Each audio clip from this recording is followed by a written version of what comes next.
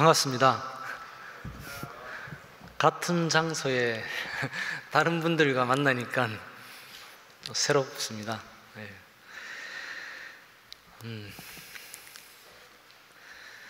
예수님께서 가르쳐 주신 기도를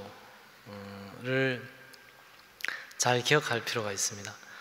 우리가 지금은 신조, 신앙 고백이라고 하는 것과 기도라고 하는 것이 나누어져 있죠. 근데 성경의 그 시대에는 예수님이 주기도를 가르쳐 주실 때는 지금 우리가 생각하는 신조와 같은 기능을 하는 기도였습니다. 그러니까 우리 공동체에서는 어떤 기도를 해야 합니까? 요한은 이렇게 기도하라고 가르치는데 우리는 어떻게 기도합니까?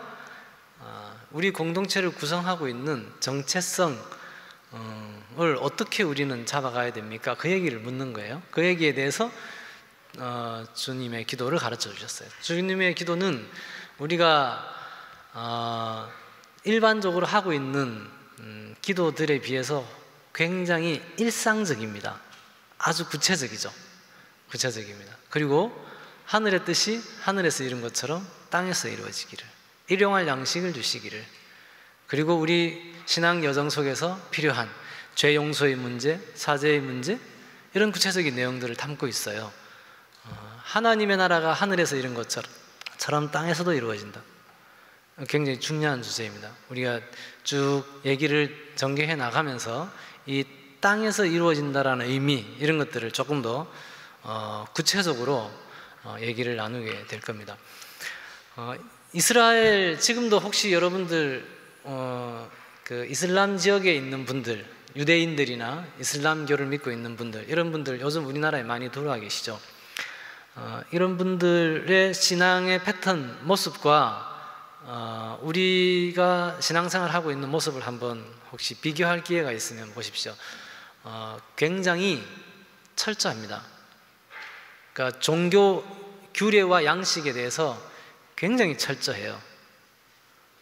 그러니까 제가 왜 이 말씀을 드리냐면은 구약 성경을 읽어보면 세계에서 유래를 찾기 어려운 유일신이라고 하는 이 독특한 종교 양식을 창출해낸 이 공동체가 여호와 유일신, 오직 하나님을 주로 섬기며 살아가는 굉장히 독특한 역사를 살아왔고, 그것을 기록하고 있는 게 구약 성경인데, 구약 성경에 보면 이스라엘 사람들이 마치 선천성 우상숭배증에 걸린 것처럼 뭔 우상숭배를 그렇게 많이 해요.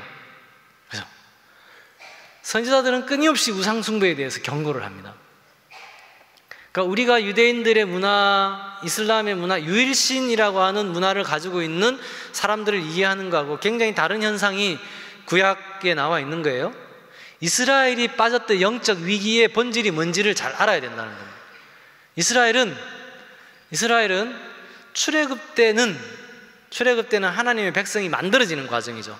출애굽이라는 사건을 통해서 하나님의 백성이 만들어지는 겁니다. 우리가 자칫 잘못 생각하면 하나님의 백성이 있고 그 하나님의 백성을 하나님이 데리고 나왔다라고 생각하는데, 하나님은 내가 세상과 다른 나의 백성을 만들려고 애굽에서 데리고 나왔다. 내가 거룩하니 너희도 거룩하라, 이렇게 얘기를 해요. 출애굽이라는 사건을 통해서 하나님의 백성의 공동체, 하나님 백성이 정체성이 규정되어 가는 거예요. 그래서 출애굽 때는 이렇게 보면 잘못하고 나면 모세가 권면을 하면, 하나님의 뜻을 대언해서 권면을 하면 백성들이 자기들한테 하는 얘기라는 걸 금방 알아듣습니다. 반응을 해요. 아, 나한테 하는 얘기구나 라고 하는 것을 인식한 반응을 하는 거예요. 그런데 가나안 땅에 들어가서 살고 난 이후에 이 사람들의 반응이 특이해요. 특이합니다. 성경 읽으면서 이런 걸 보면서 읽어야 재밌죠. 이스라엘 사람들은, 선지자들은 굉장히 격정적으로 회개를 선포하는데 이스라엘의 반응이 독특한 게 자기들한테 하는 얘기라고 생각을 안 해요. 그러니까 괜한 소란을 피운다, 약간 정신적으로 문제가 있나? 이렇게 생각합니다. 그러니까 거부하는 것도 아니고, 왜 거부할 게 없어요. 선지자들의 메시지는 여호와께 돌아가라. 이 거부할 내용이 아니잖아요. 근데 우리가 여호와께 제사를 하고 있는데 여기 와가지고 여호와께 돌아가라, 여호와께 돌아가라 그러니까 얘가 미쳤나 이렇게 생각하는 거예요. 또라이인가 이렇게 생각하는 거예요. 나한테 우리가 해당되는 메시지가 아니다라고 생각하는 거예요. 선지자들의 메시지는 짧게 보면 종교적인 메시지입니다. 야훼께 돌아가라, 여호와께 돌아가라, 신의 산 언약으로 돌아가라. 이건 종교적인 메시지. 거룩하라, 정결하라, 종교적인 의미를 갖습니다. 근데 선지자들의 메시지가 길어지게 되면 전부 사회적인 메시지가 돼요. 저울추를 속이지 말라는 겁니다. 형제에게 억울하게 하고 나서 나한테 와가지고 제사 지내지 마라, 나는 그걸 보면 구역질이 난다, 이렇게 얘기하는 거예요. 좀 거친 표현을 하시죠. 고아와 가부를 서럽게 하지 마라, 이렇게 얘기를 해요. 이스라엘의 영적 위기는 종교적으로는 여호와 제사를 하면서 일상의 삶은 바알의 삶을 따라 사는 거예요. 가나안의 풍습을 따라 사는 거예요. 하나님은 끊임없이 구별되어라, 구별되어라, 거룩하라, 거룩하라 이렇게 얘기합니다. 내가 거룩하니 너희도 거룩하라, 거룩하라. 주변 모든 국가가 군주제, 고대 국가에서 군주제라고 하는 건 무슨 말이냐면 상비군을 둔다는 겁니다. 전쟁에 용이할 수 있는 상비군을 두겠다라는 건데, 약속의 땅에 들어가면서 왕을 두지 마라고 얘기를 해요. 그건 상비군을 두지 마라는 거거든요. 위기가 올 때는 지파별로 사람을 보내가지고 사람을 모아서 전쟁하도록 해요. 그러니까 여러분, 우리가 현실적으로 생각해 보십시오. 이게 가능한 일입니까? 세상과 다르잖아요.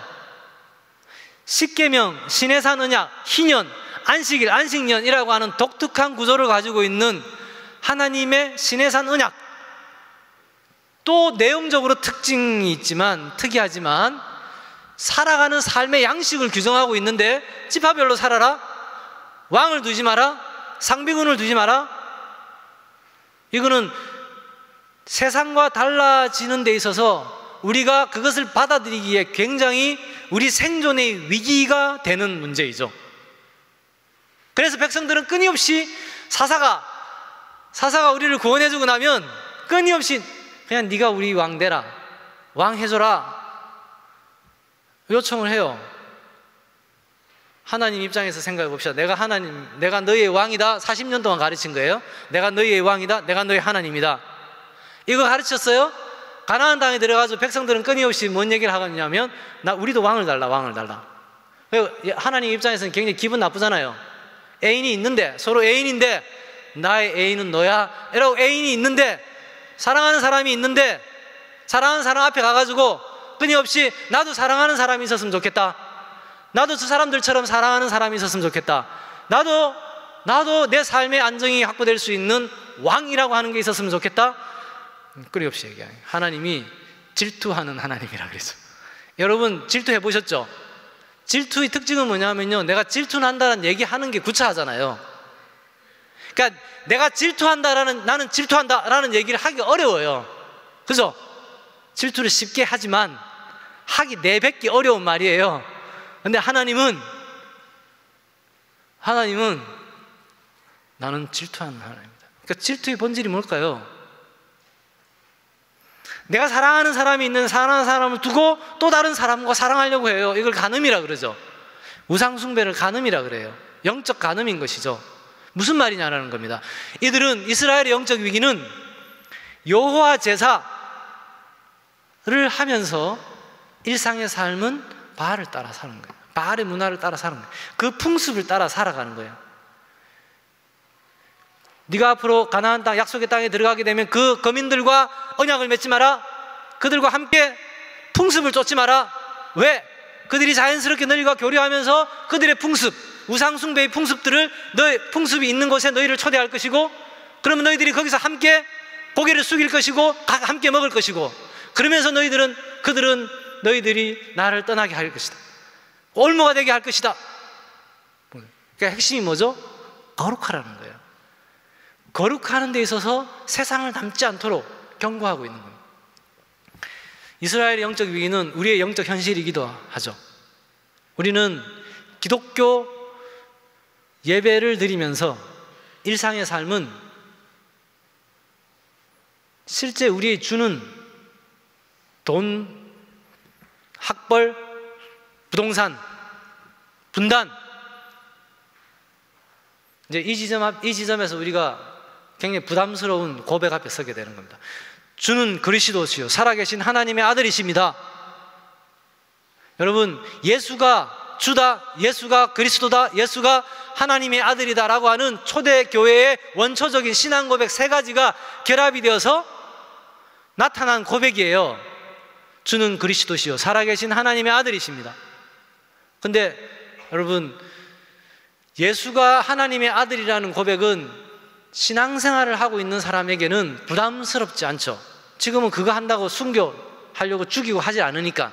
우리의 일상을 보다 보면 우리의 일상 속에서 우리가 예수를 하나님의 아들로 고백하는 것, 예수를 나의 구원자로 고백하는 것은 이제 나에게 갈등이나 위협을 주지 않아요.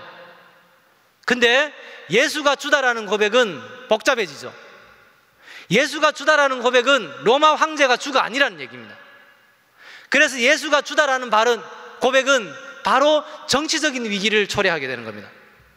일제시대에 일본 천황이 우리의 주가 아니라 일본의 조선의 국왕, 조선의 백성이 우리의 주다 라고 얘기하는 것을 속으로 생각하고 있으면 위협이 되지 않는데, 그것을 고백하고 외치게 되면, 그거에 따라서 살게 되면, 상투를 자르지 않게 되면, 한복을 벗지 않게 되면, 학교에 들어가면서 일본 천황에게 절을 하고 들어가지 않으면, 구체적인 몸으로 나타나는 양태를 거부하게 되면 이제 어렵죠.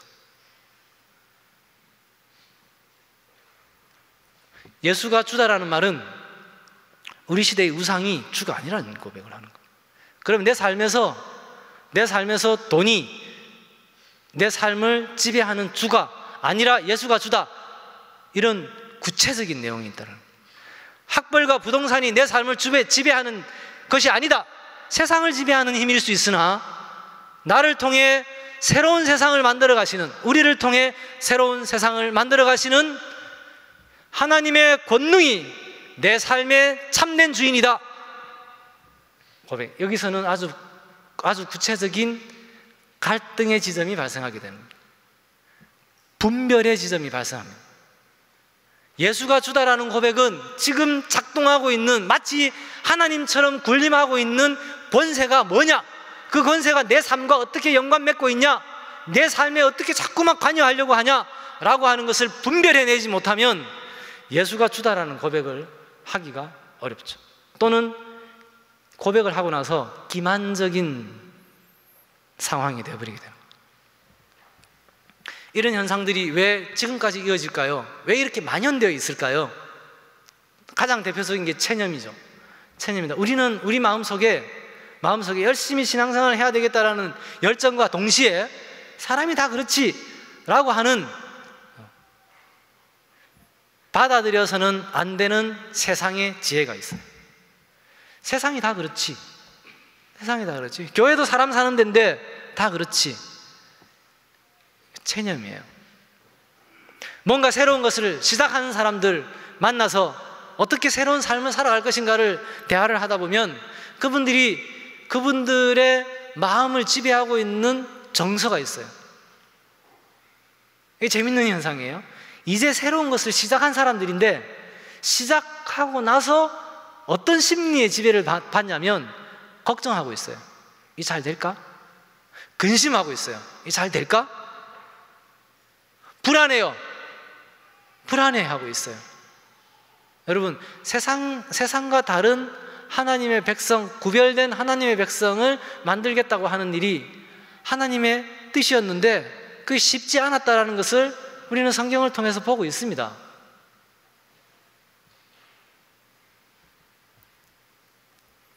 우리의 일상이, 우리가 드리는 예배, 기독교, 종교 예식들, 종교 규례들과 무관하게 실제 내가 결혼을 하고, 내가 소비를 하고, 내가 교육을 하고, 내가 직장 생활을 하면서, 너는 내가 지역 마을에서 살아가면서 나를 실질적으로 웃게 만들고 두렵게 만들고 끊임없이 체념하게 만드는 그 힘이 뭐냐 이겁니다. 이 체념에는 굉장히 뿌리 깊은 욕망이 있습니다. 그것은 겸하여 섬기려고 하는 욕망입니다. 신앙공동체를, 교회사에서 신앙공동체를 가장 집요하게 타락시켜 왔던 핵심적인 유혹입니다. 겸하여 섬기려고 하는 유혹이에요. 욕망입니다. 하나님과 재물을 같이 섬길 수 있다, 이것이 파워 크리스찬이다. 콘스탄틴 기독교 이후에 세상의 황제가 신을 대신하는 존재가 되어버렸다라는 사실, 로마 제국의 권세, 그들의 평화에 의해서 죽어갔던 예수 그리스도를 믿고 따르던 사람들의 삶의 결론이 세상 제국의 권세를 마치 그리스도인 것처럼 얘기하고 있는 그 질서가 신앙공동체 안에 들어왔어요. 그것이 가능하기 위해서는 거짓 복음이 작동하게 되어 있습니다. 뭐죠? 세상과 하나님을 같이 섬길 수 있다는 겁니다. 재물과 하나님을 같이 섬길 수 있고 권력과 하나님을 같이 섬길 수 있다. 이렇게 세속적인 욕망이나 꿈이나 야망이 큰 사람들은 이걸 결코 포기할 수 없는, 또는 세상에서 지금 가지고 있는 게 많은 사람들은 이 지점에서는 어렵죠. 부담스럽죠. 부담스러운 지점이에요.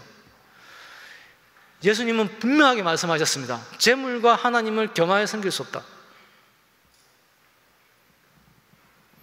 여기 어떤 논쟁의 여지가 있나요? 우리가 성경의 말씀을 가지고 논쟁하겠다라고 든다면 모르겠으나, 성경의 말씀을 받고 믿고 살겠다라고 한다면, 이스라엘이 모든 나라가 왕정체제이고 상비군이 있는데도 불구하고 나를 믿고 이렇게 살아라, 만나를 믿고 만나를 통해서 하나님과 동행하는 삶, 하나님의 말씀을 따라 사는 삶이 무엇인가를 훈련해왔던 그 하나님의 방식을 우리가 믿고 따른다면, 우리에게 돈은 주인이 되어서는 안 됩니다. 우리에게 재물은 주인이 될 수 없습니다. 우리에게 학벌은 주인이 될 수 없습니다. 세상 전체가 학벌을 중심으로 돌아가고 있다면 신앙공동체에서는 학벌이 좋은 사람들이 계속 불편해야 돼요. 한 거 없이 내가 공부 잘한 죄밖에 없는데, 공부 잘한 거 왜 뭐가 죄냐? 그냥 공부 잘해서 했는데, 그래도 교회 신앙공동체에서는 불편해야 돼요. 그게 영적인 유익입니다. 왜냐하면 교회 바깥에만 나가면 전부 나를 중심으로 돌아가고 있기 때문에 그래요. 부당하게, 굉장히 부당하고 굉장히 불공정하게 학벌을 중심으로 돌아가고 있는 세상이기 때문에, 이 세상 안에 살아가고 있는 그리스도인이 영적인 긴장을 유지하려면 신앙공동체에서 그 시대의 우상이 우리 신앙공동체 지체들을 통해서 유입되어 들어오지 않도록 이 안에서의 강력한 긴장을 형성해야 돼요. 근데 이제 이런 게 불편해지는 거예요. 불편한, 피곤한 거죠. 출애굽 때 모세를 통해서 항상 하나님이 말씀하셨는데, 모세가 시내산에 언약을 받으러 올라가서 안 내려와요. 빨리 안 와요. 그래서 백성들이 불안해가지고 한 일이 뭐죠? 금송아지를 만드는 것이었습니다. 여기서 중요한 것은 이제 앞으로는 여호와를 섬기자, 모세를 통해서 우리에게 말씀하셨던 그 하나님을 섬기지 말고 금송아지를 섬기자, 이렇게 안 했다라는 거예요. 금송아지를 만들어 놓고 이것을 여호와로 섬기자, 이렇게 했어요. 이게 중요한 문제입니다. 근데 그 금송아지는 어디서 보고 배운 거죠? 애굽에서 보고 배운 겁니다. 애굽에서 보고 배운 그것을 영적인 위기, 순간적인 위기가 올 때 그대로 해버린다는 겁니다. 회심이 타락해서 회심하지 않고 신앙공동체 구성원들이 많아지게 되면 교회의 중요한 의사결정 때 영적 위기가 올 때 뭘 어떻게 하겠습니까? 세상에서 보고 배운 대로 하게 돼 있습니다. 나는 엄마처럼 살지 않을 거야 라고 하는 딸의 간절한 절규가 있었지만, 그러면 대안이 뭔데? 대안을 설정하고 있지 못하면 아이를 키우다가 갑자기 어떻게 해야 될지 모르는 상황이 오면 엄마가 어떻게 했더라 하게 돼 있습니다. 몸의 관성이라는 것이 그래서 무서운 것이죠. 무서운 것입니다. 금송아지 사건을 잘 기억해야 됩니다. 출애굽 40년 동안 이스라엘 백성들은 위기가 올 때마다 똑같은 불평을 합니다. 뭐죠? 차라리 애굽이 좋았다. 차라리 애굽이 좋았다. 애굽에 우리를 장사할 땅이 없었냐? 애굽에서 우리가 만난 고기 먹었다. 무슨 만난 고기를 먹었습니까? 하나님이 그들의 애굽에서 신음하는 백성들의 소리를 듣고 하늘에서 내려오셔가지고 감찰하셨다 그랬는데, 자기들은 이제 애굽에서는 우리가 맛있게 먹었는데 여기 와가지고는 이 진절머리 나는 만나밖에 없다 그러고 있어요. 되돌아가고자 하는 욕망입니다. 겸하여 섬기려고 하는 욕망이 왜 빨리 신앙 공동체에 유입되냐면, 우리에게는 신앙의 여정을 돌이키고 싶은 강렬한 열망이 있다라는 거예요. 육체적 욕망입니다. 죄성이 있다라는 거예요. 내버려두면 돌아가 버린다라는 겁니다. 내버려두면 돌아가요. 빛의 자녀는 끊임없이 빛을 받아야지 빛의 자녀로서 살아갈 수 있는데, 어둠의 자녀는 가만히 있으면 어둠이에요. 불을 끄면 어두워졌지 않습니까? 어두워질 거 아닙니까? 그래서 빛이 어디 갔습니까? 빛이 끊어졌죠. 빛은 오고 가는 것을 분명하게 확인할 수 있어요. 어떻게 오는지 알 수 있어요. 어둠이라는 것은 불을 켜면 어둠이 어디 갔습니까? 어둠은 오고 가는 게 아니었어요. 어둠은 가만히 있어요.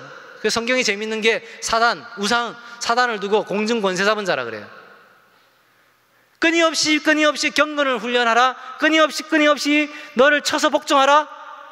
그래서 온전한 그리스도인으로서의 성숙을 이루어가라. 끊임없이 구별되어라, 거룩하라라고 했던 말씀의 의미가 바로 여기 있는 거예요. 가만히 내버려두면 강력한 세속적 관성 속에 빠져들어가게 되는 것이죠.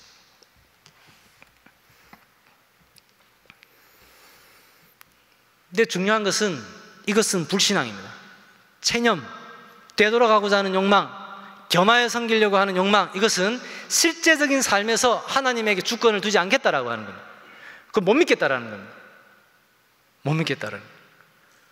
근데 성경은 가장 일관되게 경고하고 있는 메시지입니다. 근데 이제 문제는 뭐냐면, 우리가 내가 몰라서 그랬던 건 어쩔 수 없다 하더라도 이제 알게 되면 내가 정말 하나님의 말씀을 따라 살고 싶다라고 하는 정말 간절함이 있어요. 마음의 순수함이 있습니다. 근데 1년 지나놓고 돌아보니까 내 삶을 통해서 우리 시대의 우상이 그대로 작동하고 있어요. 안 달라져요. 나는 하나님 나라를 살겠다라는 고백을 하고 있는데, 고백을 했는데 내 삶을 돌아보면 달라진 건 없어요. 여전히 나는 학벌에 주눅들어 있고, 여전히 나는 학벌에 대한 욕망이 있고, 그것을 통해서 이권을 보고 싶어하고, 그리고 누리고 있는 것을 당연하게 생각하고, 여전히 부동산이 우리 사회의 경제적 부를 축소해 가는데 가장 강력한 무기가 되고 있고, 나도 끊임없이 그 유혹 속에 있을 수밖에 없는. 돌아보면 그래요. 근데 순간순간은 끊임없이 고백하고 있습니다. 끊임없이 결단하고 끊임없이 간구하고 찬양하며 다짐하고 있어요. 기도하고 있었어요. 근데 삶의 흔적을 돌아보니까 여전히 시대의 우상이 계속 내 삶을 계속 지배해오고 있어요. 이 현실을 어떻게 이해할 것이냐라는, 이것을 어떻게 극복할 것이냐. 신앙 고백과 삶은 신앙 고백이 간절하다고 그렇게 사라지는 게 아니에요. 생각이 있다고 그렇게 사라지는 게 아니에요. 동양과 서양의 철학이 공통적으로 출발하게 되었던 문제의식이 지행을 어떻게 합일할 것인가의 문제였습니다. 지와 행과 덕이라고 하는 것을 어떻게 일관되게 가져갈 것인가, 이게 모든 철학의 출발이었어요. 중요한 과제라는 겁니다. 그냥 고백이 간절하면 될 거다라고 생각하면 안 된다는 거예요. 많은 청년들이, 많은 사람들이, 많은 교회가 뜨겁게 하나님 나라를 소망하고 있는데, 이 땅은 하나님 나라의 가치가 구체화되는 삶의 흔적들을 찾아보기가 어려워요. 그냥 그것은 그 결단이 약했다, 그 고백이 약했다, 마음가짐이 약했다, 이렇게만 자꾸만 얘기해서 될 문제가 아니라는 겁니다.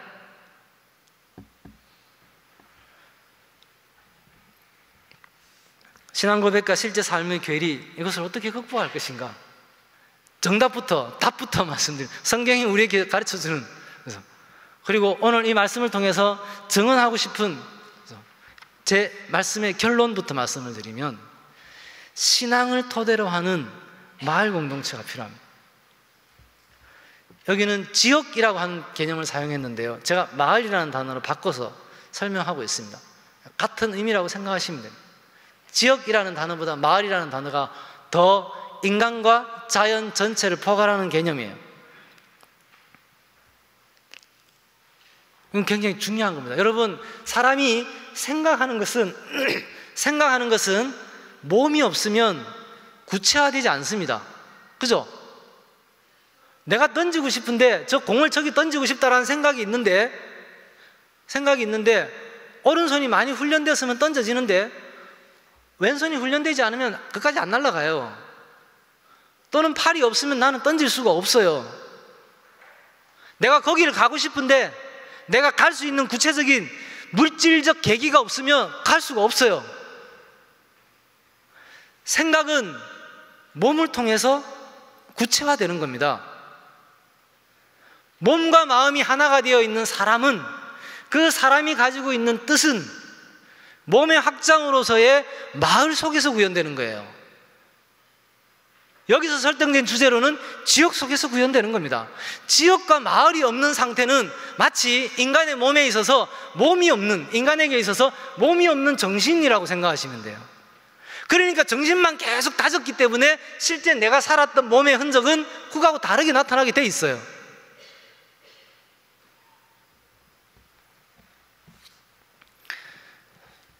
예수의 하나님 나라 복음을 쫓아 살아가려면 어떻게 해야 되느냐? 성경은 아주 명확하게 가르쳐주고 있습니다. 명확하게 가르쳐줍니다. 예수의 하나님 나라 복음을 믿고 따라 계승하며 증언하며 살려면 약속한 것을 받아야 한다, 이렇게 얘기합니다. 약속한 것이 무엇이죠? 예수께서 약속해 주신 것을 받으라 그랬어요. 땅끝까지 이르러 내 증인이 되기 전에 예루살렘에 머물러 약속한 것을 받으라, 이렇게 얘기했어요. 그것이 뭐죠? 성령입니다. 성령이에요. 또 하나 약속해 주신 게 있죠. 베드로의 고백입니다. 주는 그리스도시요 살아계신 하나님의 아들이십니다 라고 하는 고백 위에 내가 교회를 세우겠다 약속해 주셨어요. 그러면 약속이 두 가지인가요? 교회와 성령이었어요. 근데 이건 같은 거예요. 교회라는 게 뭡니까? 예수 그리스도를 머리로 하는 새로운 몸이에요. 예수를 머리로 하는 새로운 몸, 이게 교회입니다. 교회라고 하는 것은 성령 사건으로 생성되는 새로운 관계, 이게 교회입니다. 교회를 기독론적으로 설명을 하게 되면 그리스도를 머리로 하는 몸된 관계예요. 교회를 성령론으로 설명하게 되면 성령 사건으로 생성된 새로운 관계, 예수 그리스도와 성령 사건으로 말미암아 생성된 새로워진 관계, 이게 교회 공동체입니다. 이게 신앙 공동체입니다. 그러면 이제 단순해지죠. 단순해지면 예수의 하나님 나라 복음을 따라 살아가려면 그리스도를 머리로 하는 몸된 관계 속에 있어야 됩니다. 여기서 굉장히 중요한 것은 바울이 가르쳐주고 있는 굉장히 중요한 요소입니다. 그 교회를 알아듣기 쉽게 뭘로 설명하냐면 우리의 몸으로 설명하고 있습니다. 지체는 교회에 함께 있는 사람들은 저 사람은 팔이고 이 사람은 다리고 이 사람은 눈이고 귀고 라는 지체라는 겁니다. 교회를 그냥 추상적이고 관념적으로 설명한 것이 아니라 우리 몸에 빗대어서 설명하고 있어요. 빗대어서 설명하고 있습니다.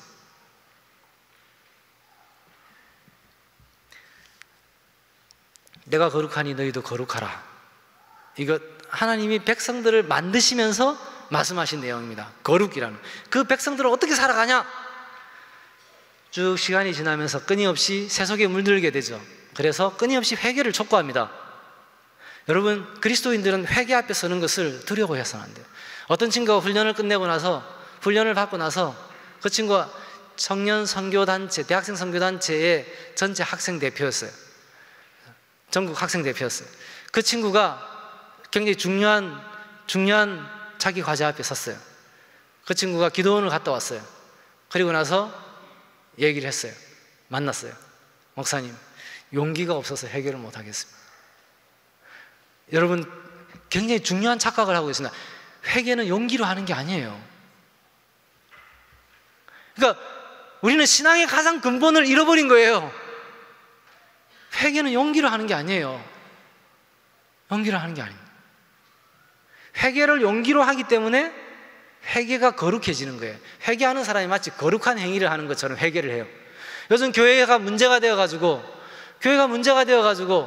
교회에서 회개한답시고 얘기를 하는데 마치 설교하듯이 회개를 얘기해요. 회개를 어떻게 하는지를 잃어버리게 되면 신앙 공동체에 가장 치명적 위기가 발생하게 돼 있습니다.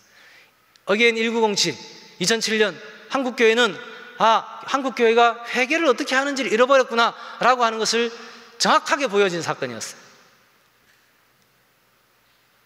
그러니까 당연히 이런 영적 위기가 오게 돼 있습니다.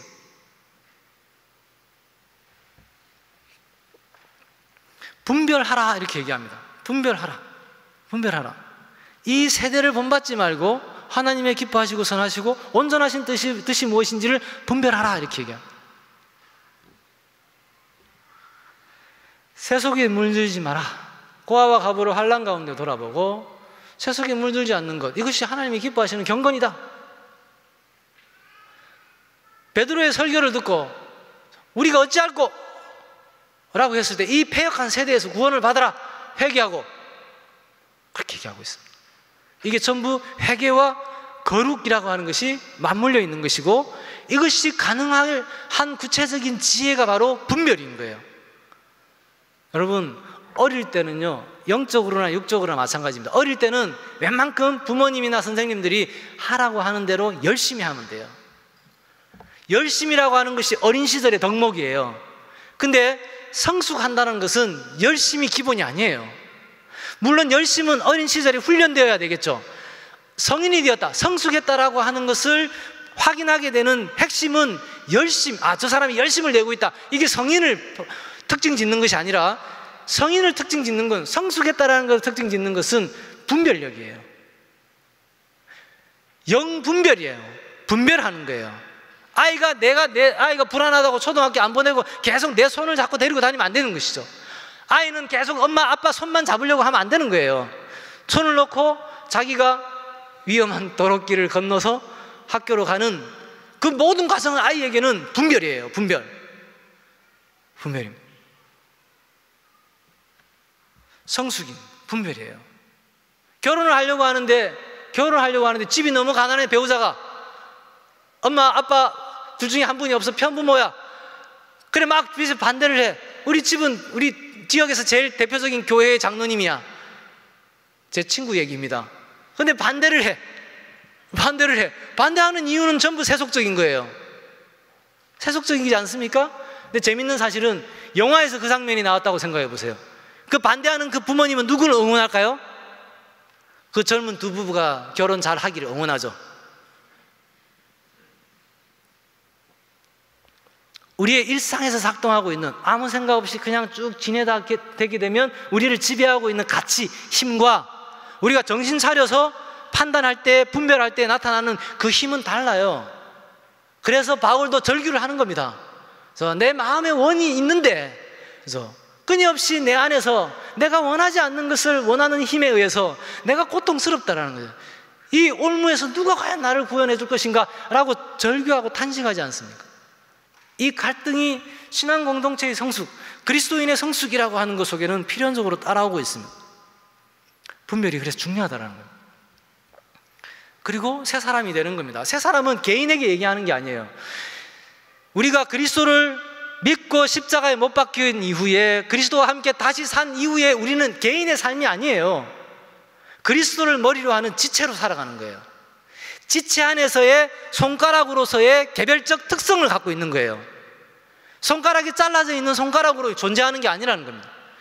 그리스도 백성들의 삶이라고 하는 것은 전부 관계의 문제입니다. 삶이라고 하는 것 자체가 그런 것이죠. 관계의 문제입니다. 근데 우리는 끊임없이 이원론을 극복해야 된다, 삶을 강조해야 된다 라고 하는 가치는 있는데, 삶을 구체화시키는 몸의 확장으로서의 지역과 마을, 우리에게 없어요. 의미가 없어요. 그러니까 뜻한 바는 있으나 구현이 될 수가 없는. 세상 정사와 건세, 시대 우상을 섬기는 삶을 회개하고 하나님 나라 복음을 믿고 살기로 결단하는 것, 이게 하나님의 백성들이죠. 체념적인 신앙, 겸하여 섬기려던 우상 숭배의 삶에서 돌아서는 것, 끊고 돌아서는 것, 이게 백성들입니다. 그 다음 중요한 부분입니다. 세 번째 중요한 부분, 하나님 나라 공동체에서 우리가 이 부분을 진지하게 생각해야 됩니다. 제가 이 부분이 너무 구체적인 실제의 맥락에 있어서 이건 너무 중요한 성경이 가르쳐주는 지혜인데 실제 우리가 이것과 관련해서 직면을 잘 안 해요. 여러분, 우리는 하나님 나라 공동체에서 뭘 경험하게 되는 거냐면요, 가족이 새로운 가족을 경험하는 거예요. 가족 관계가 달라지는 거예요. 내가 아이를 키울 때, 개인적으로 키울 때와 신앙 공동체 안에서 아이를 키울 때 키우는 양식의 변화들이 나타나게 돼 있어요. 그리고 그 아이 육아와 관련된 내 일상이 달라지게 돼 있습니다. 내가 늘 먹는 밥이 신앙 공동체 안에서 달라지게 돼 있어요. 내가 늘 먹던 음식들이 달라지는 겁니다. 내가 늘 사회에서, 지역에서 부부관계로, 부모 자식 관계를 맺고 있었던 그 기본적인 삶의 패턴들이 신앙 공동체 안에서 달라지는 거예요.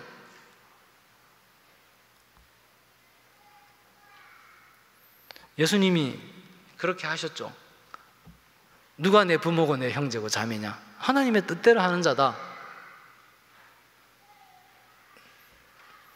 굉장히 중요한 말씀인데 우리는 적용을 잘 하기 싫어하는, 하기 굉장히 어려워하는, 어떻게 적용해야 될지 모르죠. 잘 몰라요.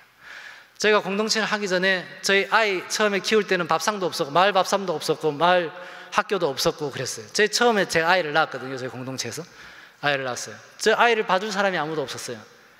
제가 아이를 맡겨놓고 제 아내와 함께 두 사람이 이렇게 데이트를 하러 결혼 이후에, 출산 이후에 몇 년 만에 나갔어요. 나갔는데 뭘 어떻게 해야 될지 모르겠어요.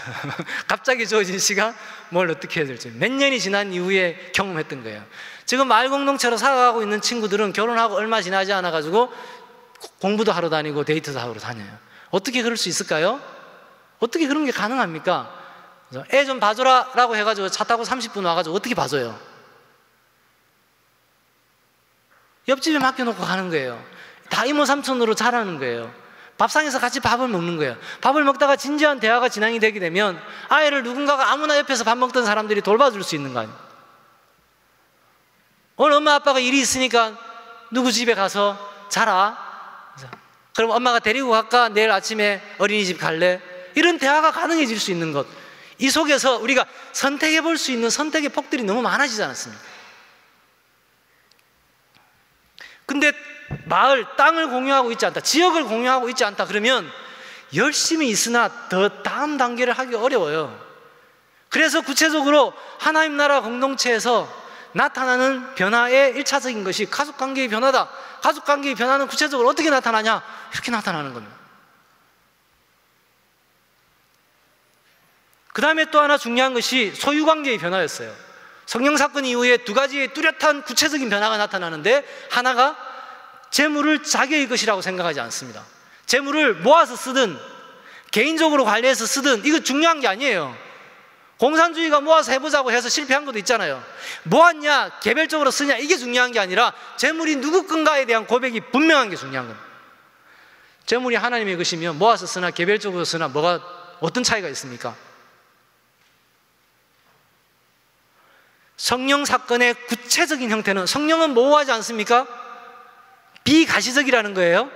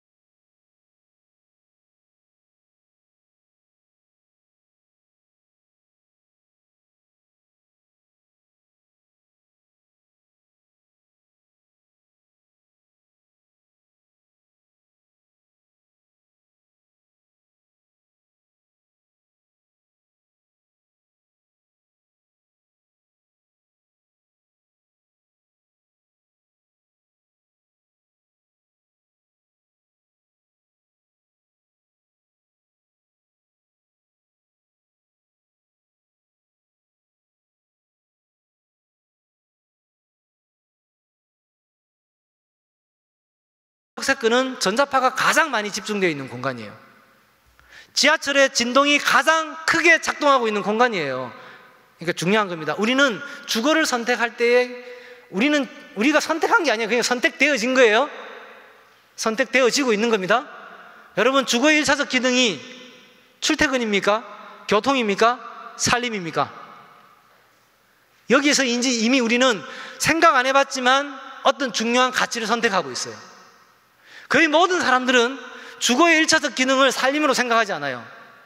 생명 살림이 모든 삶의 근본이에요. 모든 삶의 근본이에요. 그러나 우리의 실제를 보게 되면 우리는 생명 살림을 중심으로 우리의 주거를 결정하지 않아요. 옷도 마찬가지예요. 옷도 마찬가지입니다. 무수한 기능성 옷들이 가지고 있는 유해성이라고 하는 것, 이것에 대해서는 그렇게 중요하게 생각하지 않습니다.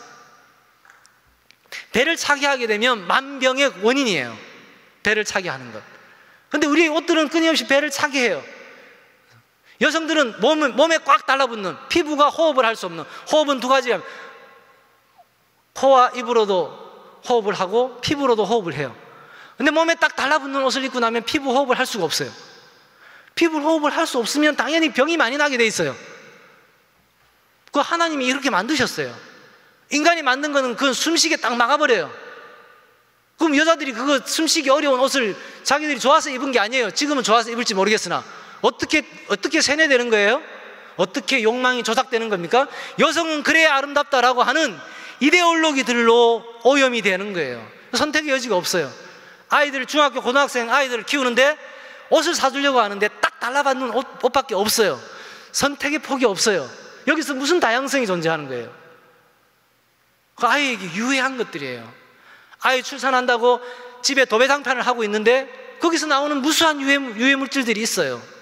근데 우리는 사랑으로 해요. 지금 말씀드리는 이 모든 게 뭐죠? 우리는 이제 사랑을 그냥 사랑으로 하기 어려운 현실 속에 있다는 겁니다. 어떤 힘이 작동하는 공간 속에 있다는 겁니다. 이런 것들은 근데 우리의 영적 과제로 별로 생각을 안 하고 살아왔다는 거예요. 근데 실제로 사단은 여기서 가장 강력하게 작동을 해요. 정말 내가 하나님을 떠나서 돈에 대해서, 학벌에 대해서, 부동산에 대해서 딱 사로잡힐 수 있게 되는 중요한 계기가 그런 작은 소비 행위들 속에서 나타나고 있는 거예요. 그래서 신앙 공동체가 새로운 관계를 맺고, 새로운 관계가 정신으로만이, 마음으로만이 아니라 고백으로만이 아니라 몸으로 체화되고, 몸으로 체화된 그것이 땅과 함께 확장되는 것, 이것이 지역이고 마을이에요. 그래서 여러분, 지역에 대한 관심은 지역 선교를 어떻게 할 것인가, 지역 사역을 어떻게 할 것인가, 이렇게 접근하는 것은 출발 자체가 잘못된 거예요. 신앙 공동체가 몸성을 회복하는 것, 그것이 지역과 마을이에요. 그건 이런 얘기를 그냥 이렇게 안 들으셔도 그냥 우리 삶을 돌아보시면 돼요. 아까 처음에 말씀드린 것처럼 나는 왜 어릴 때부터 기독교 세계관 공부도 하고 하나님 나라 책도 막 보고 이런저런 훈련 다 받았는데 여전히 나에게 있어서는 시대의 우상, 학벌, 부동산, 이거 여전히 나에게는 강력한 주가 되어 있냐? 실제 내 삶의 행복과 불안과 두려움을 결정하는 것은 뭐냐? 통장의 잔액, 주식, 부동산, 이런 것이 되어 있는 내 삶의 현실을 보면 왜 그렇게 되냐? 우리 몸성을 잃어버렸기 때문에 그런 거예요.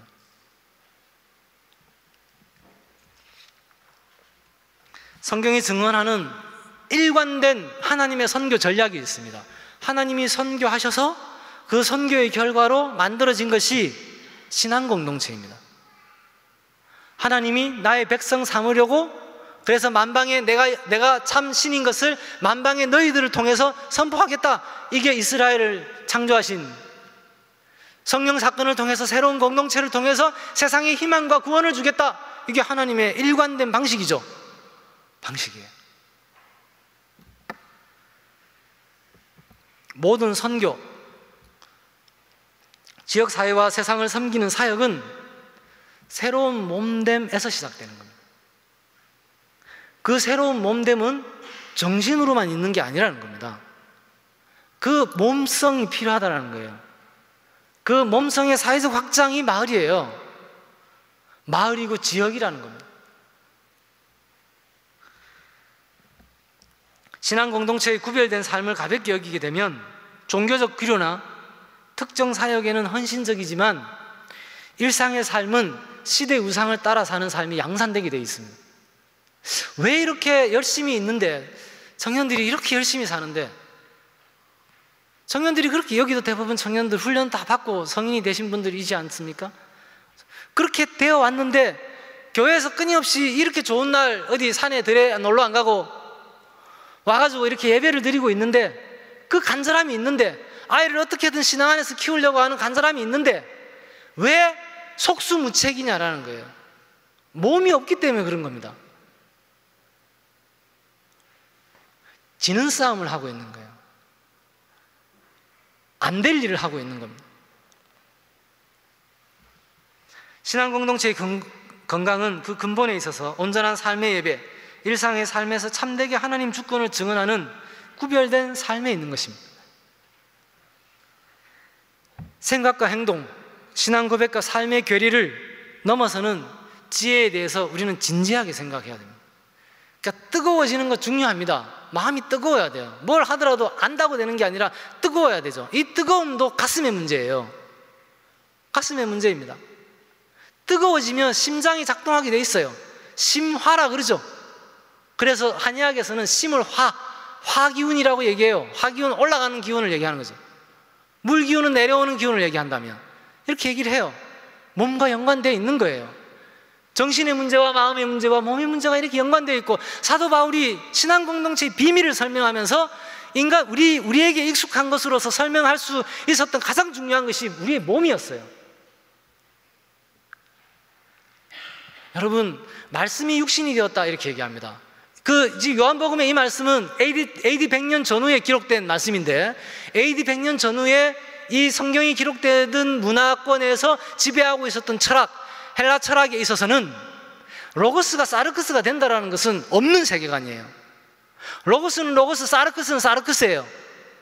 로고스가 사르크스가 되었다는 것은 지금 우리에게는 뭐 이렇게 대단한 건지 잘 모르지만 그 당시 세계관에서는 혁명적인 세계관이에요. 없었던 발상이라는 거예요. 로고스가 사르크스가 됐어요. 말씀이 육신이 되어 우리 가운데 거하신다 이렇게 얘기하고 있어요. 놀라운 도발적 선언이에요.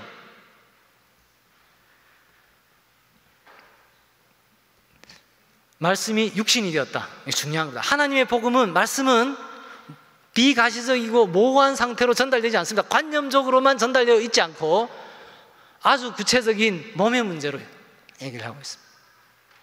육의 문제로 얘기를 하고 있어요. 내 이웃을, 가장 첫째 되는 계명이 무엇입니까? 하나님을 사랑하라. 그건 다 아는 얘기예요. 하나님을 사랑하라 뭐예요? 하나님이 비가시적이에요. 눈에 보이지 않아요. 그래서 하나님은 그거 가지고 장난칠까봐 변명할 수 없는 분명한 것을 따라 붙였어요. 하나님을 사랑하고 내 이웃을 내 몸과 같이 사랑하라. 그럼 이제 뭐 하지 않아요? 계명, 하나님과 하나님의 뜻을 구하며 살아가는 삶이라는 것은 이제 명쾌해지는 겁니다. 내 몸과 같이, 네 이웃 내 몸과 같이 사랑하라. 여기 뭐 복잡할 게 뭐가 있습니까?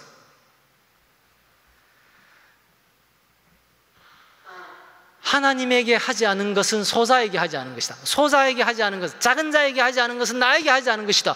이것도 하나님이 아주 도발적인 말씀을 하시는 거예요. 그래서 양과 염소로 이렇게 나누어요. 구원하고 심판하는 거잖아요. 근데 그 얘기 끝에 염소로 분류됐던 사람들이 왜 나는 구원받지 못하냐? 내가 갇혔을 때 너희가 나를 돌아보지 않았고, 내가 목마를 때 마시게 하지 않았다. 우리가 언제 안 그랬습니까? 핑계할 수 없어요. 우리가 언제 하나님이라면 안 그랬겠습니까? 여기까지는 핑계가 가능하잖아요. 왜? 모호하니까, 가시적이지 않으니까. 근데 꼼짝 못하게 만드는 내용이 그 다음 얘기에 따라 나오는 것이죠. 그게 뭐죠? 소자에게 하지 않은 것이나. 소자는 보이지 않습니까? 우리 안에 있는 연약한 자가 보이지 않습니까? 이 땅에 신음하고 있는 사람들이 보이지 않습니까? 밀양 할머니들이 무슨 죄가 있습니까? 그냥 거기서 평생을 살아온 것밖에 없어요. 근데 왜 도시 사람들의 정기를 위해서 그 마을을 깨버려야 되는 거예요? 그게 소자예요. 뭐가 복잡할 게 뭐가 있냐라는 거예요. 보이는 형제를 사랑하지 않고 보이지 않는 하나님을 사랑한다는 건 거짓말이다 그랬어요. 명쾌하잖아요. 하나님을 사랑하고 싶은데 하나님을 사랑한다는 것은 이래저렇게 모호한 상태로 얘기될 수 있어요. 그러나 보이는 네 형제를 사랑하지 않고 보이지 않는 하나님을 사랑하는 건 거짓말이다. 명쾌한 것이죠. 공통점이 있지 않습니까? 성경이 우리에게 주는 지혜예요. 삶의 지혜예요. 일상을 살아갈 수 있는 중요한 삶의 지혜입니다. 지금 제가 인용했던 내용들은 그 내용 자체로도 중요한 메시지가 있으면서도 동시에 굉장히 중요한 삶의 지혜를 가르쳐주고 있습니다. 그게 몸의 문제예요. 몸의 문제입니다. 보이는 가시적인 문제예요. 내 안에 있는 성령, 내 안에 계신 성령은 나를 속일 가능성이 많아요. 성령이 속이는 게 아니라 내 욕망이 굉장히 강렬하기 때문에 내 욕망하고 성령의 음성을 혼동해요. 그래서 이게 신앙 공동체의 신비인데요, 은총인데, 그래서 지체 안에 있는 성령의 음성을 들을 수 있어요. 설교를 통해서 듣는다, 그 설교하는 지체를 통해서 성령의 음성을 듣는다. 찬양하는 자의 찬양을 통해 가지고 성령의 음성을 듣는다, 그 지체의 음성을 통해. 오늘 예배 끝나고 돌아가면서 함께 버스를 타고 지나가면서 나누었던 그 집사님과의 대화, 형제 자매와의 대화를 통해서 성령의 음성을 들을 수 있어야 되는 거예요.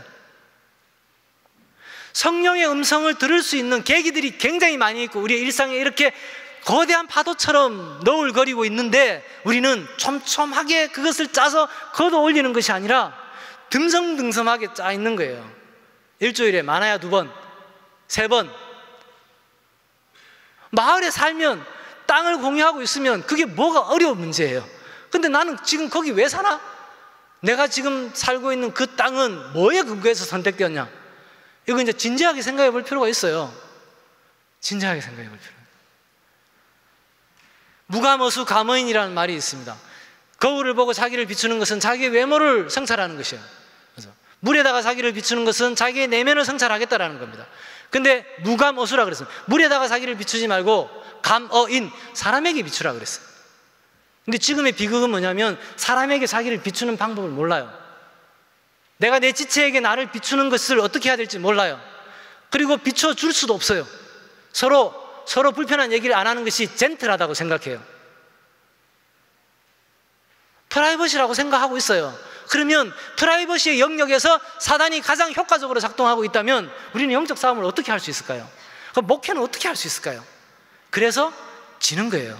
그래서 열정은 있는데 돌아보면 삶의 흔적은 우상의 작동, 우상의 재생산, 세상 정사와 근세가 끊임없이 재생산되고 있는 현실을 계속 직면할 수밖에 없는 거예요. 여러분, 생각한 대로 살지 않으면 나중에는 자기 사는 대로 생각하게 된다 그랬죠. 삶이라고 하는 것을 풀어서 쓰게 되면 사람이에요. 사람이라고 하는 것, 지금 삶을 계속 강조하고 있죠. 사람이라고 하는 것은 마음과 몸으로 이루어져 있습니다. 마음과 몸이라고 하는 것, 이것이 확장된 것이 마을입니다. 마을이에요. 마음은 몸을 통해 현실화되고 마을을 통해 구체적으로 사회화되는 것입니다. 마을은 생물적 존재인 사람이 사회적 존재로 전환되는 실제적인 관계망입니다. 마을은 하늘, 땅, 바람과 물이 사람 살기 좋게 어울려 있는 곳에서 마을이 형성되어 있어요. 여러분, 시골 마을들 다 가보십시오. 여기 왜 이런 마을이 생겼을까? 마을을 보게 되면 거기에 산과 바람과 물이 사람이 살기 어울리기에 사람이 살기 좋게 어울리고 있는 곳에마다 마을이 다 있어요. 한 생명을 살리는 것, 살림과 육아, 돌보는 것, 복지, 가르치는 것, 교육, 그것의 근본적인 관계망이 마을입니다. 지역입니다.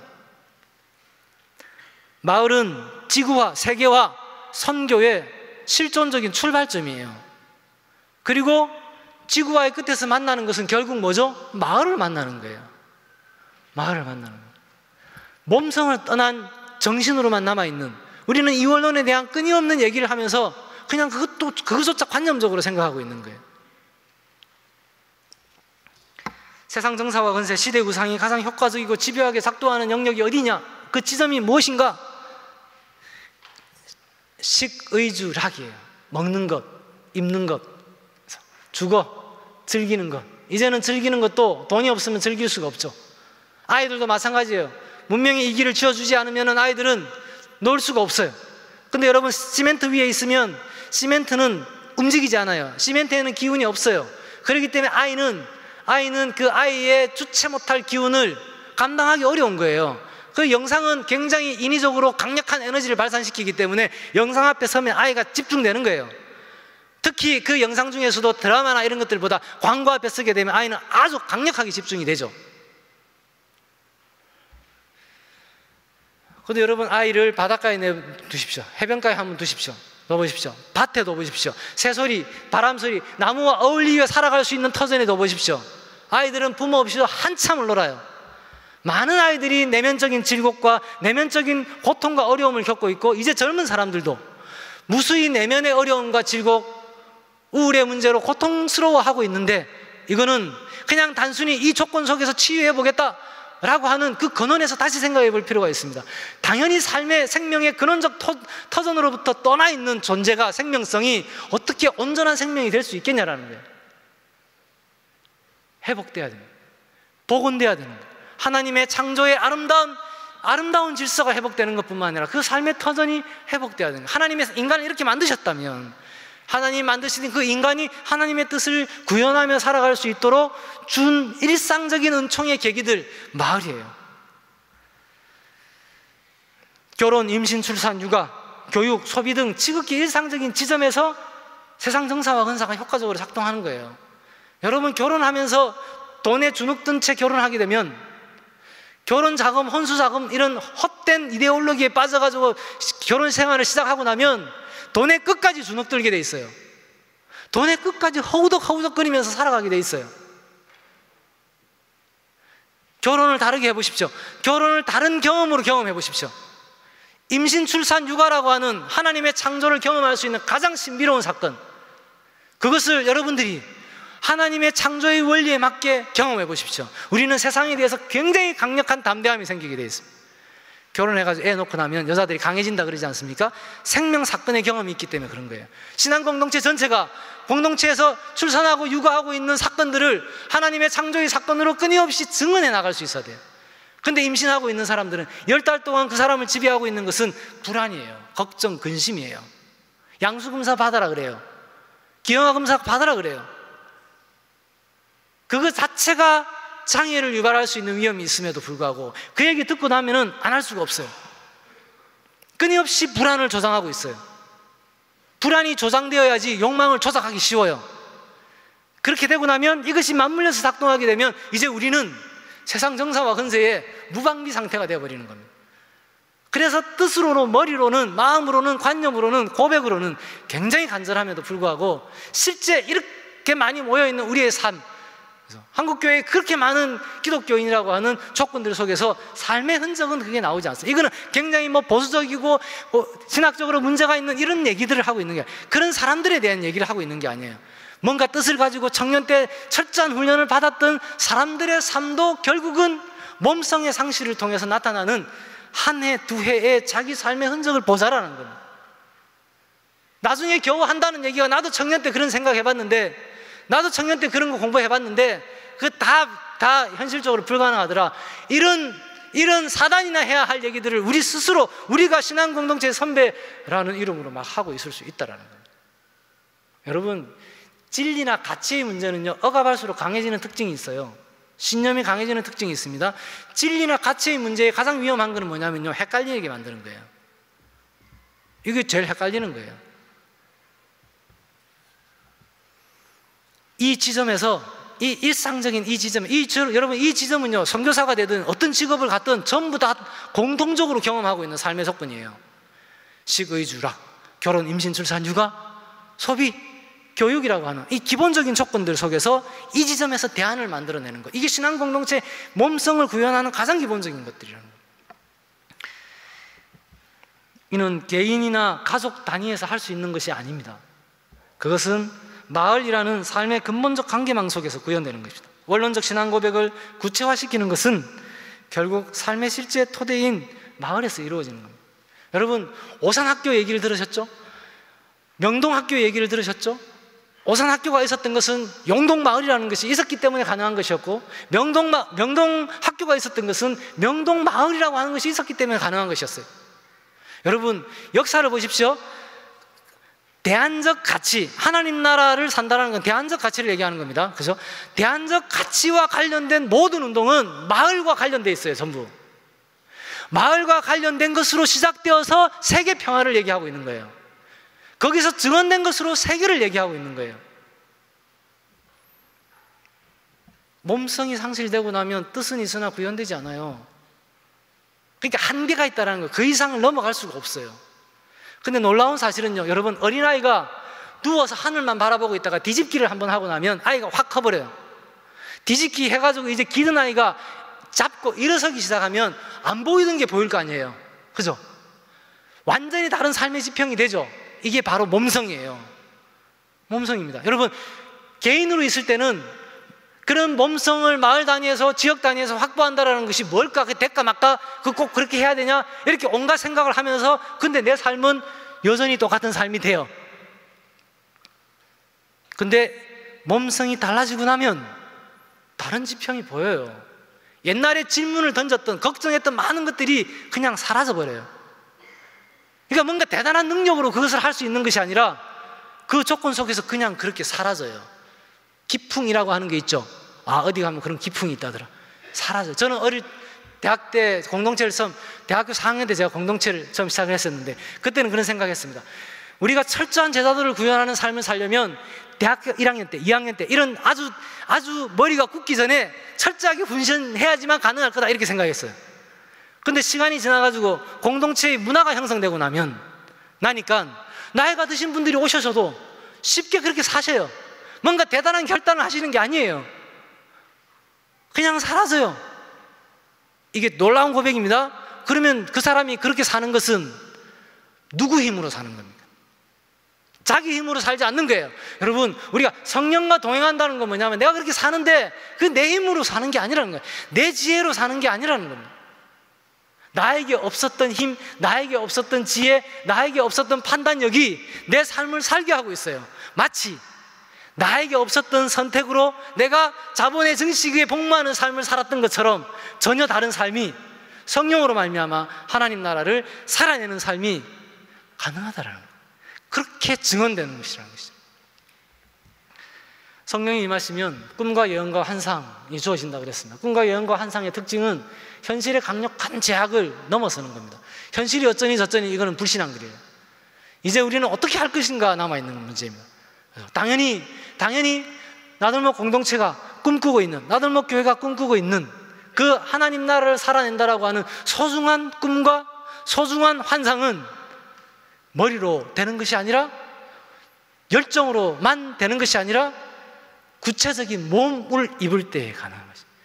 그것을 신앙적으로는 교회를 몸된 교회라고 얘기하는 것이고, 그 몸된 교회를 이루고 있는 한 존재들이 사회적 주체로 살아갈 때에 마을이라고 하는 구체적인 몸성을 통해서, 지역성을 통해서 그것이 구체화됩니다.